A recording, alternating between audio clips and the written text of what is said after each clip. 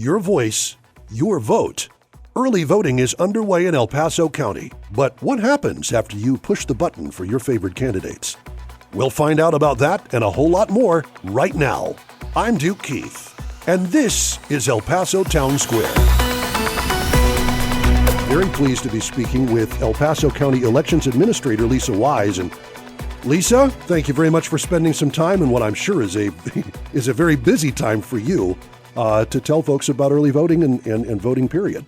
Sure, thank you for having me. And let me ask, how are things going insofar as early voting in El Paso County, which is going on right now? Right. So we're in early voting right now. We're on day 5. So far, things have been going pretty well. We've seen our normal busy sites still be busy with long lines at some of those locations. We do have some sites that we still have, under 10-minute waits at. So we're kind of trying to direct some voters to those locations. But we're processing, we're processing 15, 16, 19,000 votes a day. So we're still doing pretty well. How are those numbers compared to presidential elections past 2020 and 2016?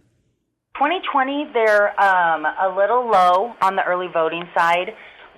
Where we've really seen a dip is in the mail, which we anticipated because of the fact that during 2020 was such an anomaly as the pandemic. So we had triple our by mail requests as usual. Okay. And so we've seen those numbers kind of go back down to pre-pandemic. And in 2020, we also had 3 weeks of early voting.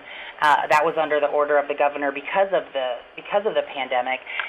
This year we'll only see 2. So we are seeing a little bit of a slow tick on the early voting. Not much, a couple percent different. By the time we're done, I believe we'll be, like I said, a couple percentages off of where we were in 2020. And I would imagine sure, that does stand to reason. I remember voting. The way you guys ran it was so well done. You could vote from your car. Basically, you show your ID. Right. Thank you. Yes, we have. Those were called express curbside locations. We still do have 5 of those. In 2020, we had 7. And what those locations are for is if a voter feels that they going into a polling place, they could injure themselves or others. Say if they're contagious with something, then they can vote curbside, and we wheel the machines out. You drive in and you vote, and you're able to leave without causing yourself or others injury. Wow, where are those locations, if you don't mind my asking? Sure, those locations are Shops at Solana. Okay. On the west side, Arlington Park, which is kind of in the northeast, Kilos de Plata, which is down here just south of I-10, kind of south central-ish area, Marty Robbins, which is on the east, one of our busier sides, and then the 5th one is Agua Dulce, which is far east, just kind of out by the Horizon area. Wow. Okay, so those are still in operation. If you remember that from 2020, there are still those 5 sites, and this is all accessible at epcountyvotes.org, correct? epcountyvotes.com. So we'll be switching to org. The county is in transition of switching to org. However, we did not want to do that in the middle of in the middle of the presidential election. So we will be .org, I believe, next year sometime. Okay, but it is epcountyvotes.com, and you can Correct. Find the information on all of the early voting sites as well as the remote locations where they come out to you. How does that work? Do you when you drive up to a location that is doing that remotely, do you have to call in advance? Sure. So what the Texas Election Code requires curbside voting, which is what this is a form of. Every location must have curbside voting. So any location you go to, there'll be signs for a curbside parking with a phone number to call. That's the traditional curbside, and so all of our locations have that. All 33 have that. Wow. All 28 because of the 5, so we have 33. Right. So all 28 not have traditional curbside. The issue with that can be when a voter pulls up, they're supposed to call the number, and then the judge comes out. Well, if the judge has a line of 50, 60 people, it can take a while to get out to that voter and assist them. And so what we've done is we've brought in these what we call express curbside, where we have another election team of workers outside the entire time just waiting for cars to come through. Wow. So that's what makes that express. You don't have to pull in and contact anybody. You literally, they're out there in a tent, a canopy. You'll be able to see them at all 5 of those locations, just ready to assist. And they'll bring over the poll pad. You'll check in just like you do inside the polling site. They'll wheel the machine down to your car. You'll make your selections. It's the process is the same as during the actual inside site. Wow. Okay. Yeah, and we did. My wife and I did do this that way in 2020. It is tremendously convenient and very helpful. Again, epcountyvotes.com to find those 5 locations specifically, if that's the way you choose to vote. But as you pointed out, there are 28 other places, or 28 places in total, that are ready to receive you all around the city and pretty much the county. And places for you to go put in your vote. It is tremendously easy, and you and your staff are to be commended because, you went the extra mile during COVID. I know you guys still do, and I imagine your staff. You love having those people around because. Thank you. They do. Yeah, I mean, honestly, I do call this, and they joke, and honestly, but they are the dream team. I mean, I come up with these ideas, and they sometimes kind of think, oh my gosh, this is going to be more work for us. But they always implement it beautifully, and they see the value in it. And I'm really lucky because I wouldn't be able to make these obviously things happen without this great staff that I have. Well, our volunteers, our poll workers. I mean, I can't say enough about them. They're putting in long hours. Next week we'll have 9 sites open till 9 p.m. for the last week of early voting. And so those are 12, 13, 14-hour days all week next week for some of these workers. Are you still looking for people to volunteer? Are you still looking for people to help? We definitely offer Election Day. So the way that the law is that the parties, each political party gives us a list, and we work from those lists. Okay. So we still have also what we put together, what's called an extra board for people, especially on Election Day. We always have people that get sick or are unable to do, something comes up the night before. So they can contact us, or they can contact their, if they're affiliated or choose to affiliate with a political party, and they'll get them us their information for Election Day. What's the easiest way to do that? Through the website? Yeah, we have an election worker questionnaire on epcountyvotes.com. Okay. That they could do that, and then if they have a specific party, we'll send those over to the party. Otherwise, we'll keep that with us, and if they're interested, it's a long day, but we always love to have good poll workers on site. Yeah, that's very, very helpful. So if you feel the need or feel the desire to get involved, there are still ways for you to do that.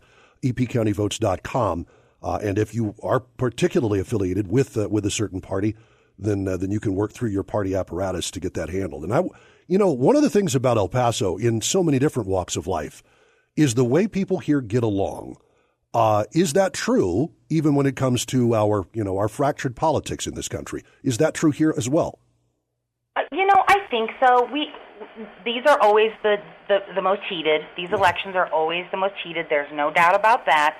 But, by law, each polling site has members of both parties working together. And so we're seeing them, frankly, in this election, we've seen those political parties on site working better than, we have in the past. Sometimes we have some little dust up here and there, but for the most part, they work pretty well. 99% of the voters we've seen have done things, very kind. We have Marty Robbins, where the way the line runs is they're in the sunshine, and today our rover told us that they're doing this little handing umbrellas back so that when they go in, they hand the umbrella back to the person in front of them when they're out of the sun.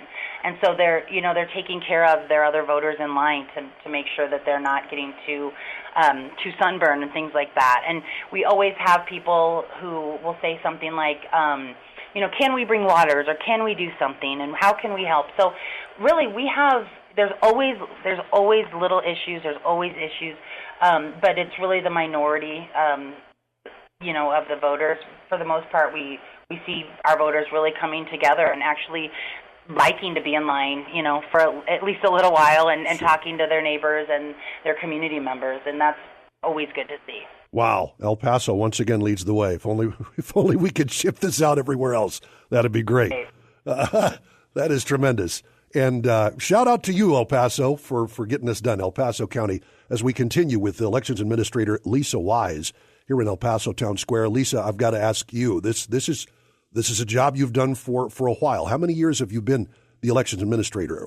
How many years, first of all, as Elections Administrator, how many years have you worked with the department? So, yes, I've been the Elections Administrator here since 2015, so April of 2015. And prior to that, I was actually an elections official in Omaha starting in 2006. Okay. So it's been about 18 years as an elections official. And, a lot's changed, but a lot stayed the same. Through those years, we've seen, a move away from paper ballots to machine voting, then kind of a move from machine back to paper to the hybrid that we're at. So there's been a lot of changes, but it's definitely been an interesting career. I would imagine so. You've kind of run the gamut, haven't you? There's been a lot of talk, obviously, over the last number of years about the security of people's votes. If you could address that, I mean, it is completely secure. America, the United States, has some of the most secure elections in the entire world, and always has had. I mean, I don't know if you have opinions on that. Well, I imagine you do, but could you share with us, kind of your take on this?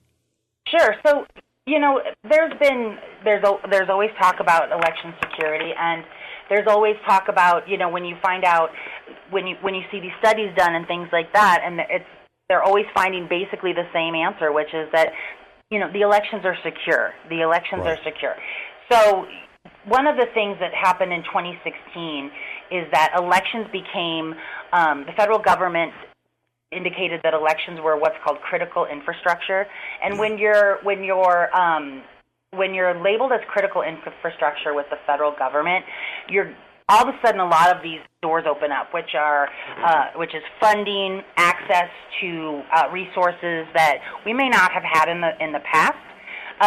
So, for example, we now have, we have our own Homeland Security contact agent who keeps us abreast of almost daily of any threats or anything that they've heard that might be happening with bad actors, if that's happening out there. We have our own FBI agent who assists us with federal elections, who's on stand. We work with what's called CISA, which is the Cybersecurity and Infrastructure Security Agency. So we have our own person with CISA as well. So there's been a lot of, shifting to the cyber side of that since 2016 that we hadn't necessarily seen before that.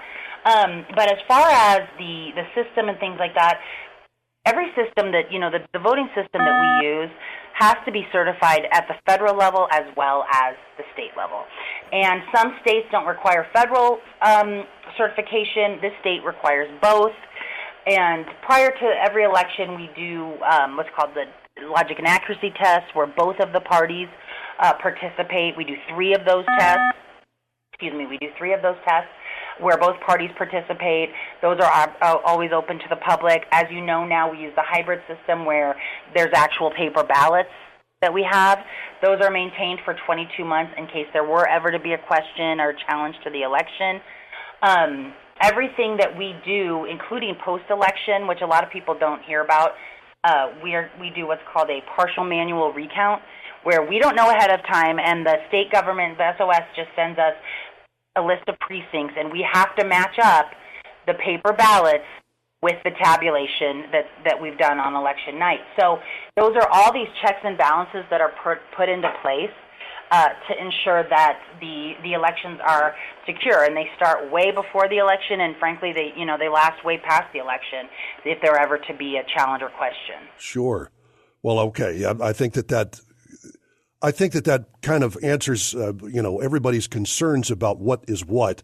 When it comes to vote counting, I mean, this is really kind of the nitty-gritty. Once the votes are in, you've got to tabulate everything. Can you kind of give us a rundown, without being too specific, obviously, of exactly what goes on after the votes are tabulated, after the poll stations are closed? Sure. So election night, everybody's eager to get the results, and we know that.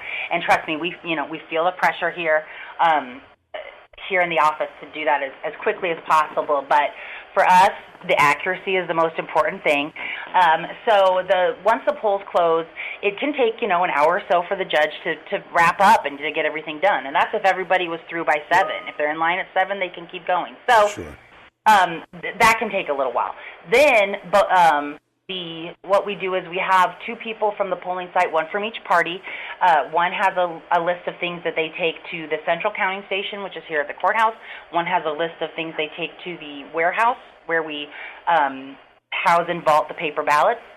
So that happens, and then once they start to come in here, we have our central counting station, which again has members of both parties, and they just start to process the media sticks and things like that from all of the locations that we have, and so we start reporting every 45 minutes, every hour as that's happening. It can take hours for the people from Tornillo to come out here, from far in the northwest to get here, and inevitably we always have someone who forgot something that has to return back. So we'll count that early, or we'll count early voting and election day. We'll release those election night, but we still have 6 days after the election for things like provisional ballots, things like military and overseas ballots to be returned. And so we really try to emphasize election night is not the final election, right? Election night is not the final result. And so we always have outstanding ballots that we have the next week. We then canvass at the local level. Those results then canvass at the state level, and then you see when they go to vote at the federal level with like the Electoral College or things like that for that final race. So it goes. There's a lot of post-election night activity. Yes. No. Yeah. But I mean, obviously, the January 6th is when they certify of 2025, as it was in 2021. So right there's basically 2 months in between when it becomes official, at least in a presidential election. And then when we see, anybody who watches the news, you'll see the percentage of results that are in a particular precinct or area or city. And like the numbers will tabulate up as the night goes on.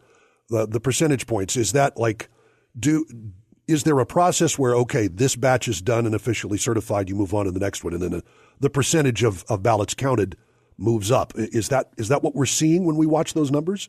Right. So we count as they come in, right? So if obviously the courthouse is the first one to get here because we're on site with them. Right. And so when we do our first 7 p.m. is always the early voting release, and that's what you'll see from all of the early voting sites. Okay. That's what you'll see. There'll be a lot of mail in that release as well. Not all the mail. There's mail that comes that election day or the day after election day or the military and overseas that continue to come in. Those are not going to be included in that because we've moved into election day mode. So then then you'll see a release at maybe 8:15, and that's going to be usually the locations that are closest to this site because they get here the fastest. Right. And then it kind of branches out to now the next release is going to have maybe some more a little farther out in central, and then the next release is going to have further up the west side and further out east and northeast, and then so we finally get everybody in, and then that's when we stop counting on election night when all of the locations have shown up with their election day and we've released those numbers. Wow, that sounds like a logistical nightmare, frankly. You know what? These guys do so good. I know it does sound like that, but these guys do so good. Like I said, with the exception, every election we have locations where somebody forgets something at the location, and we have to go back and get some security, and we have to go back in there, and that's when we have people saying, "What's taking so long? What's taking so long? What's taking so long?" Right. And they don't know that back here, everyone's hustling to get back to the school that you left something at, and we have to get the school security guard to wake up at 11:30 at night and come out there and let us in. So there's always that happening on the back. And so those are really the only issues. Otherwise, everything seems, these guys have done such a good job. The poll workers, that day is so long. And they do a really good job of getting stuff in, dropping it off, and then heading on their way. it's really amazing to see just the action, the plan in action on election night. Absolutely, and I mean, especially in a presidential election, it is it's a particular party's hopes and dreams on the line. It's people's campaigns on the line. It is there are stakes.